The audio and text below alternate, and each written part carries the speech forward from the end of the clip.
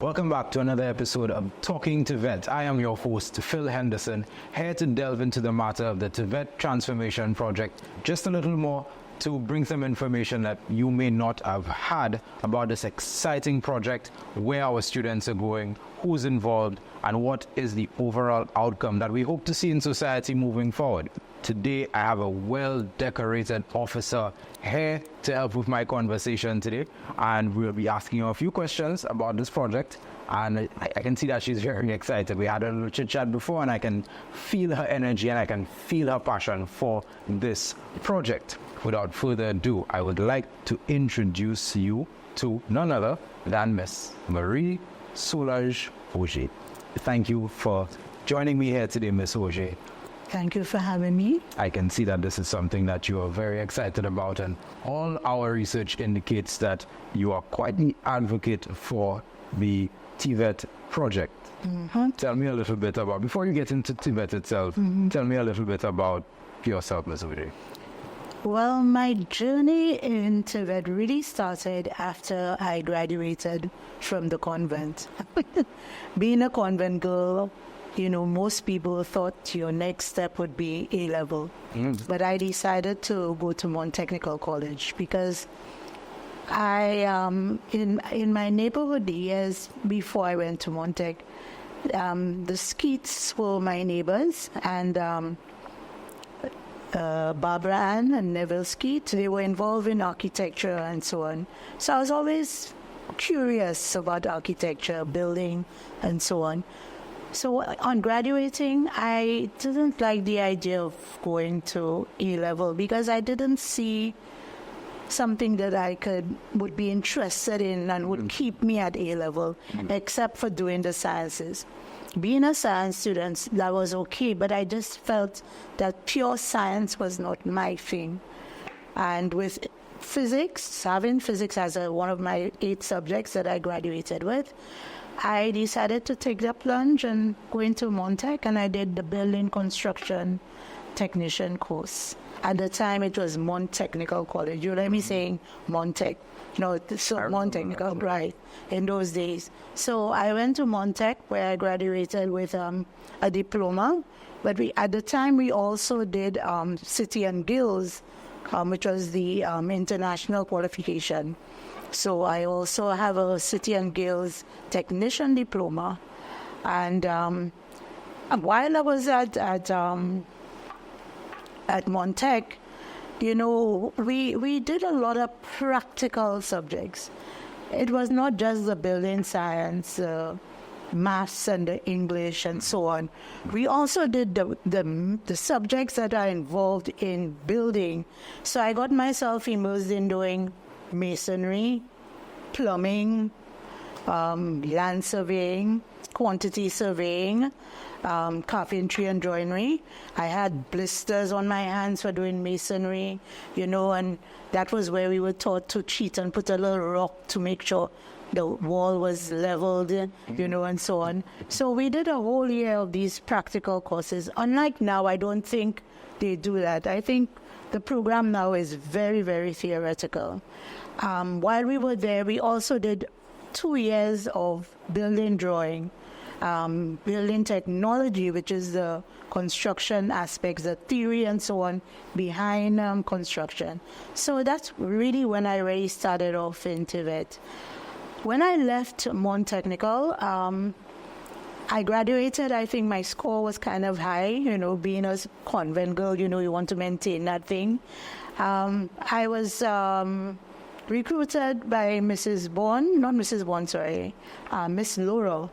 They recommended me from Mount Tech because she needed a woodwork and technical drawing teacher.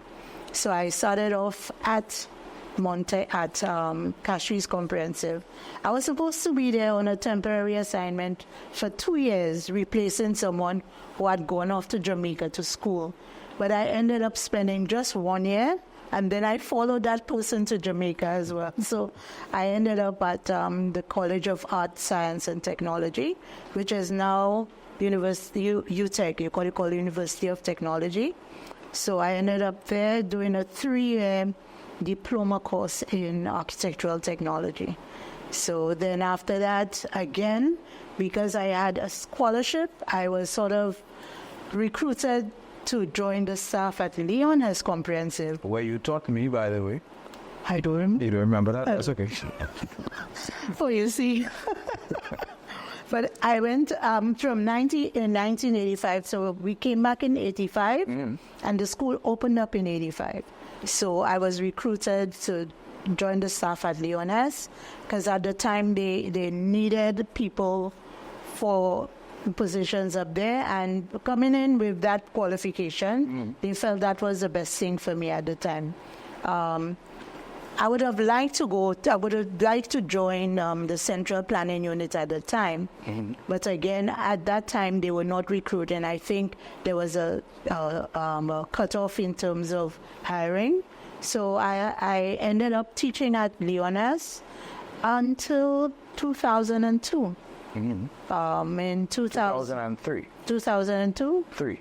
Okay.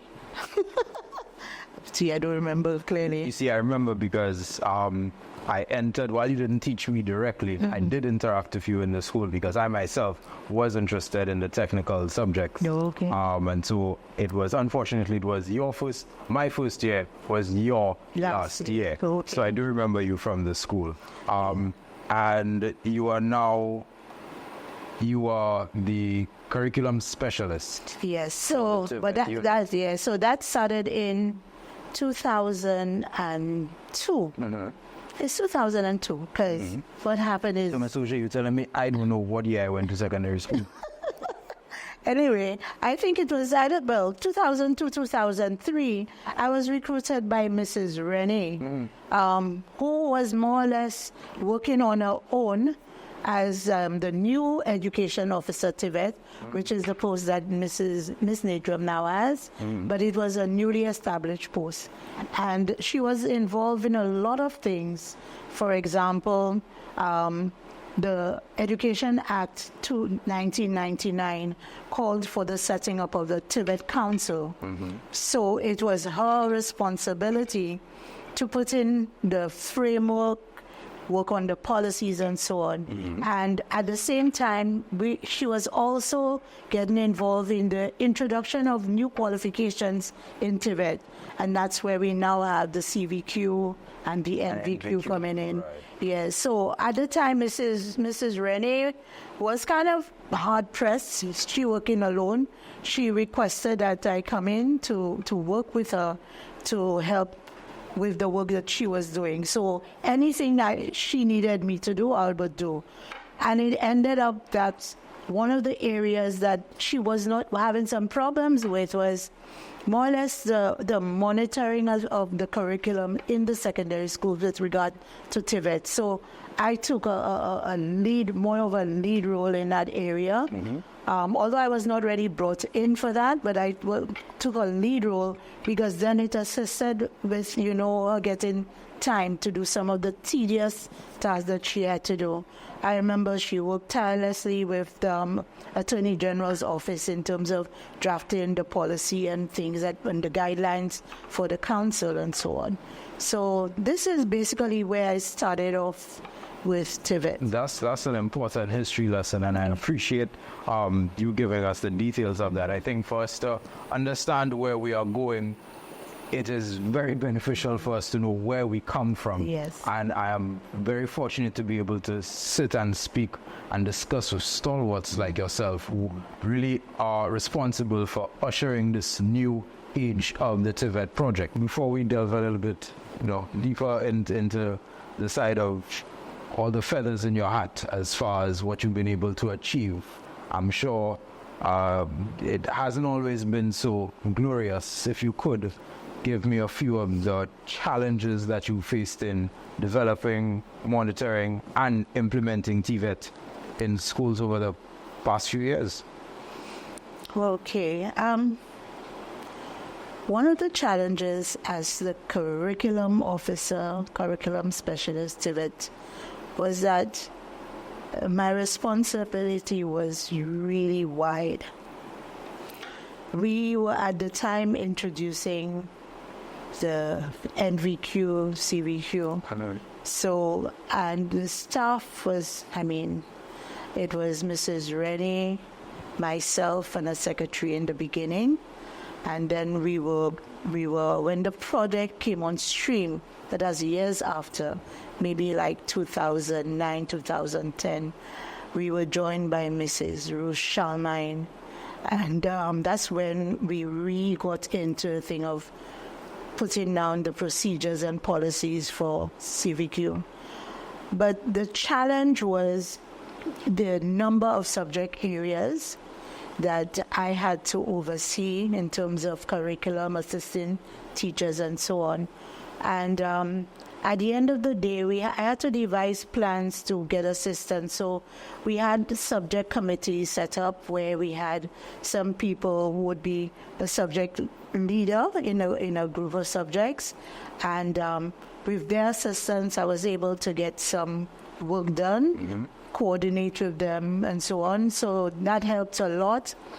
And while I was at Leon Hess, I was head of department. So I got to understand the workings of some of the main TVET subjects. I got involved in food and nutrition, clothing and textiles. And apart from that, one of the teachers, the food teacher, was a good friend of mine. And the other one, Mrs. Fowler, was always willing to teach me how to sew. So that way I got to understand some of the subject areas. Well, the woodwork I would have known from Montec, and the electrical to a certain extent because of the doing physics and so on. But we introduced at the time at Leon as mechanical engineering. So I got to know a little bit about that. So you could say the head of department position at Leon sort of helps me to put things into perspective and to organize and coordinate and so on. So that was, like I said, that was one of the challenges. And then later on we got into the CVQ, NVQ. So now we had to be training teachers. We ourselves had to get training as assessors, internal verifiers, which are all the positions that are required in terms of implementing the CVQ and NVQ. So these were the challenges. But one of my main challenges over the years is the perception that people have and still have about TVET. You know, sometimes it irks me when I hear people talk about, they should be doing a skill TVET, and then I heard sometimes the people in admin make these mistakes. And, people already have this view of TVET and the stigma that's attached. So when you hear them, they should give them something to do with their hands. But the hands and the brain work together. You cannot do something. Your hands just don't do something. It has to be directed by your brain waves. So these are some of the issues. And even now, I still see principals making the same mistake, by directing principals and teachers. You see children who are what we call smart, and they say they want to do a TVET subject, and they will, persuade them, a bright boy like you, a bright girl like you, why are you doing this, and so on. Do you think that they are different? You would say that they are different learning styles? Yes, they are different learning styles. And you would say that they are different intellectual styles? Yes, but intellectual styles and learning styles have nothing to do with TVET. TVET encompasses a wide range of skill areas. Even the doctor is a TVET professional because the doctor now must know the information, which is the knowledge. They must be competent at it, and they have the skill of diagnosis, which is where the synthesis, analysis, and so on, before they apply whatever they're doing to you. Because they're applying it to you, because when they give you a prescription, they've actually applied something because now they say, okay, this is what you need to treat. But people don't see that as being TVET.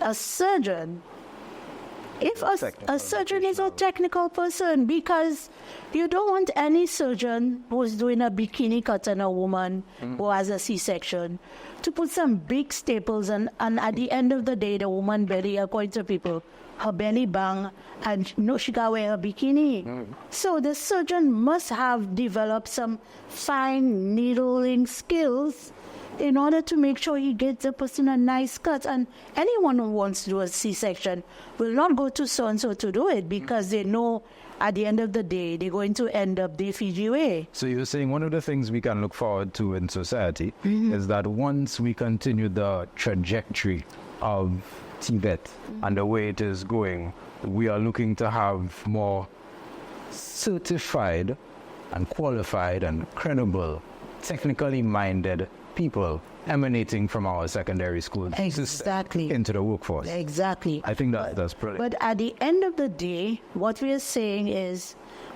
there are areas which, yes, you may not be what we call bright, so you may not reach the level of a practitioner where you will be involved in high-tech skills. But at the same time, for example, when you have someone working at one of the garment factories, you employ them, the only thing they can do is use a sewing machine. They will be sewing pockets on or sewing a sleeve for the entire time that they are there. But that person, you cannot call him a garment maker. All they are doing is making one part of the garment. They may not even have the competence to assemble the whole garment. You can't call that person a dressmaker. I see. You cannot employ that person to make a dress for you because they have never received the training past just doing the sleeve. And as a curriculum officer, this is one of the things that you would have seen to be done to put together a wholesome curriculum. Right. And like I said, these are the things that people don't understand. There are skills at the lower levels that you might be able to do if you are not very intelligent. But that doesn't mean that TVET is mainly for those people. Because you cannot tell me an architect is not operating at the higher level of the TVET curriculum continuum. You understand? That person is a TVET person. So we must forget about this thing about low skill and so on. We must just allow students to explore. And I think that is what is happening. We need them to explore and stop putting barriers for our students. The other thing, students are entering at 11, 12. I do not think that at 13 people can make life-changing decisions. From the research that we have, it shows that there are various entry points into the TVET program, and this is something that I discussed with a previous guest on our last show. And if anyone would like to see that episode, feel free to look at the TVET's social media pages and our YouTube page where you could find previous episodes. But the various entry points, what's interesting is that the way standardized exams work now is that you do CPEA, then you get to a particular school. Once you get to this school, at some point, Form 2 or Form 3, you make a choice. Once you've made that choice for the specific 8 subjects or so that you would like to do, you are stuck with that. Through your work, what you seem to want to do is switch that up a bit. I see that you can enter from grades 7, 9, and possibly 12 in the future. You want to tell me a little bit about these entry points and why it was significant to your team to ensure that this is it? Okay, working within the TVET unit, this is one of the things that we always spoke about, that while children they sort of botched into a box when they go to a secondary school. And sometimes even the parents, even when some students decide that this school is not for me, the prestige and so on sort of keeps the parents from saying, okay, let me look for another avenue which might suit you. So you find that they go on for 4 or 5 years in the same school, not getting the opportunity, to move out into those fields. I have known quite a few students or quite a few people who have said to me, I really regret that I didn't have a chance to go to what we used to call a comprehensive technical school. Right. Okay, where they had more options available to them. Well, one of the major achievements was when I was brought in, it was to assist Mrs. Rennie when in establishing the TVET Council and all the procedures and so on. So in 2014, the unit was accepted on behalf of the government. The recognition from CARICOM, sorry, to actually award the CVQ, NVQ. That was after a lot of hard work. So then we had to now work on Mrs. Rennie, mainly, being the education officer. Then we were able to establish the TVET Council, which in the beginning actually operated in the TVET unit. So for a number of years until 2017, the TVET unit was actually with and TVET Council coexisted. So you find that we did a lot of work together. We worked on things like the OECS Skills for Inclusive Growth, which is a project that really kickstarted the awarding of CVQ, NVQs to young persons. And I think that's really one of the major achievements of the unit, I think, that I'm proud of. Apart from that, recently, what I've realized that what we call some of the grammar schools are taking notice of the value of TVET. For a number of years, we had an issue trying to get the college to recognize that the boys needed to do technical drawing, because we had young people who were going on to do courses like engineering who would never touch a T-square. Well, now it's CAD. And when they get to university, that's one of the first courses that they have to do. I remember at Leon Hess, I had a friend who, when he came back after his first term at UE, I had to sit down with him and do some drawing with him, because the boys in Trinidad were, lambasting him. He couldn't draw. And we started to tell him that these are the young people. They are venturing into occupations where they will need a grounding. So I was happy to see that the college, and the convent too, because we had a lot of young women who were going to do part-time, not part-time, who were doing it part-time with Castries Comprehensive and teachers from Castries Comprehensive. And we're actually going to Sarfa Lewis now. So they were going into Sarfa Lewis. So you find that there has been a change, but I don't think it happened fast since. That was one of my things. Schools that are before in use, comprehensive schools that had those technical subjects and what you refer to as grammar school, and now you find there's a bit of a marinating of both. Yes, and a lot of them. I remember, I don't know if I should mention names, but I remember having a conversation with Sister Rufina, and she was really interested in setting up doing agriculture as a subject. And I'm not sure how far she has gotten with that, but I know she had a lot of plans, even doing a little woodwork, I remember her saying. So at the end of the day, we are seeing some strides, but I just think it's not fast enough. Tell me a little bit about what you'd call your fondest memories working under the TVET project. Working with TVET has always been a good experience, because I think it's the people that you're surrounded by. Our unit was always a very small unit, although the unit has now grown. And I'm happy to see that, because now, I guess after much crying and so on, eventually they have decided. I remember the CEO at the time, Dr. Maya Philip, there was a request where the unit had requested just one JICA officer. And she said, no, y'all could get another one, because I think she was aware of the struggles in the unit. And I'm happy to see that there are now 2 JICA volunteers working with the unit. And I know they are working hard and, Yes, trying their best, Privilege of meeting them. Right, Yeah. they're doing their best, and I'm really happy to see that. Apart from that, I know the new project that is on stream now, converting the schools into more career TVET focus schools.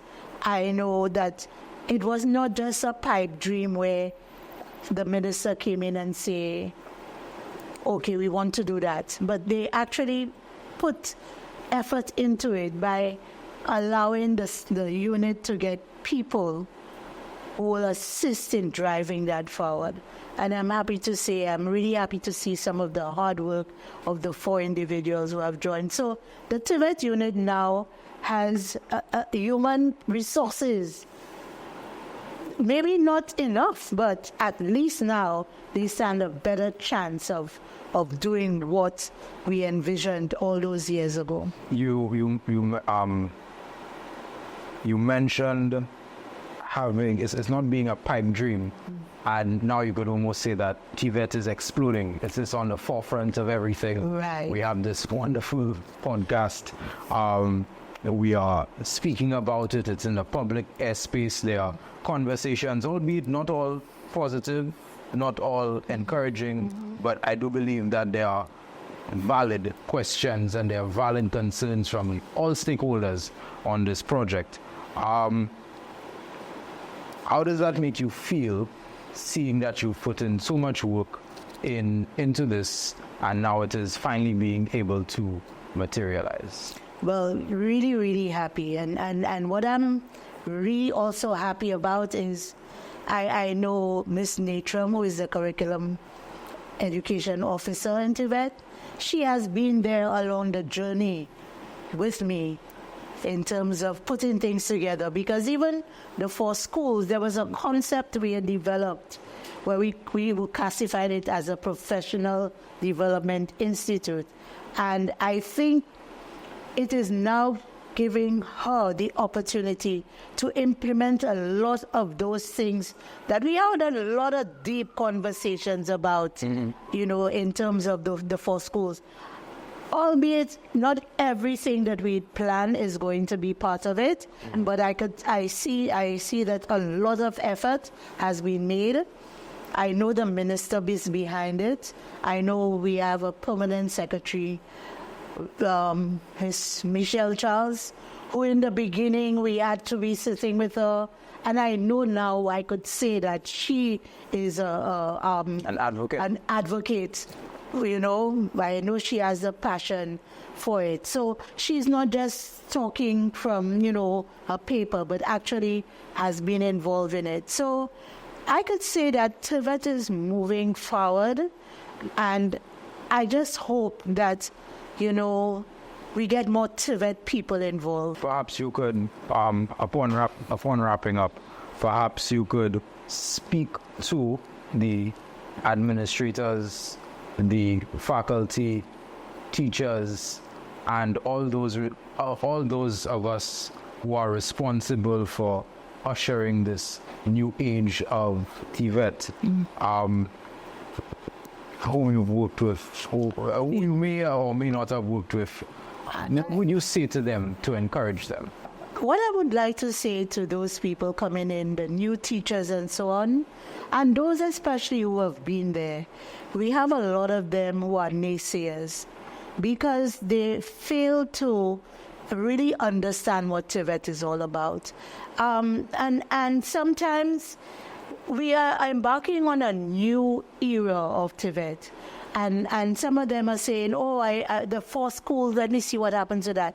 We need to give things a chance to happen. So embrace the change, work with the TVET unit. They are trying their best. You cannot make any pronouncements until things start happening, And I think that's one of the issues that I think needs to be done. Some of the teachers, we have some teachers who need to get training if we are going to progress in TVET, we cannot just come from Sir Arthur Lewis Community College and teach. We need to get better qualifications. We need to get higher qualifications. We need teachers who are involved in some of those practical areas to do some industry training. You cannot sit down on things that you don't really know because you're not involved and teach children all the time. And for years, nothing you have done, made no effort to upgrade yourself.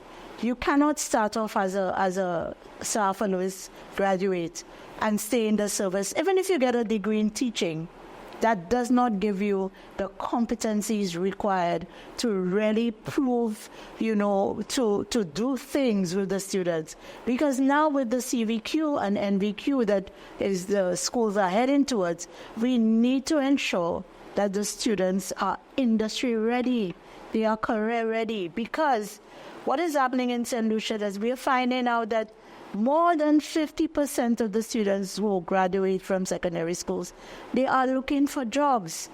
And a lot of the employers do not have the chance to train them.